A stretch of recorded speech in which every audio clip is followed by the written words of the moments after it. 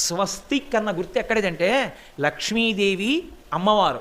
లక్ష్మీదేవి అనండి, భ్రమరాంబ అనండి, సరస్వతి అనండి, ఏ పేరుతో పిలిచారన్న దానితో నాకు సంబంధం లేదు. కాబట్టి అదిగో ఆ పరతత్వము అమ్మవారి పాదములలో ఉండే ముద్ర స్వస్తిక్.